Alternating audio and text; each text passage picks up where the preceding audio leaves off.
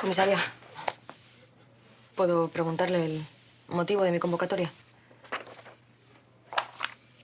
Aquí tienes el motivo. Ayer a última hora, Gabriel Bermúdez te puso una denuncia por coacciones. Al parecer, te personaste en su casa con el argumento de que se había reabierto el caso del accidente de Iván. Así que estoy deseando escuchar tu versión de los hechos. Es cierto, jefa.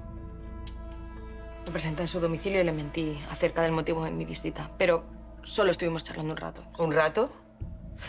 En esta denuncia dice que estuviste en su casa más de 2 horas.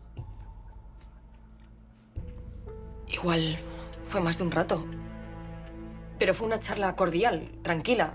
De hecho, yo salí de su casa con la sensación de que habíamos aclarado las dudas sobre el accidente de Iván.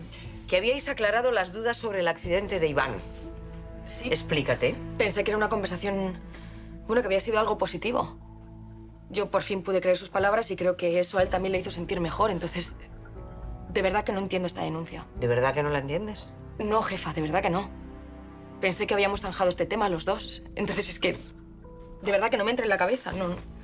Bueno, pues para entenderlo, lo único que tienes que hacer es recordar el cúmulo de despropósitos que has cometido. Primero, te presentaste en su casa con una excusa que era mentira.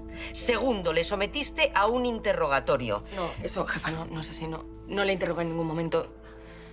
Puede que al principio pareciera eso, pero de verdad que no fue así. Fue una charla tranquila y cordial. Pero por favor, ponte en el lugar de este hombre. Abre la puerta de su casa y se encuentra a un agente armado que le intimida con preguntas sobre un caso que ya está juzgado. ¿De verdad no eres consciente de lo que has hecho? No tenía la intención. Bueno, basta ya. Yo te he dado a ti la oportunidad de explicarte, ahora me toca a mí. He revisado muy a fondo esta denuncia y no me queda más remedio que abrir diligencias contra ti. El caso lo investigará régimen disciplinario y no descarto que tengas que presentarte ante el juez porque lo que has hecho es muy grave. Jefa, le juro que Gabriel en ningún momento me... Cállate. Parece mentira que después de todos los avisos que te dieron tus compañeros y yo misma hayas cometido esta irregularidad.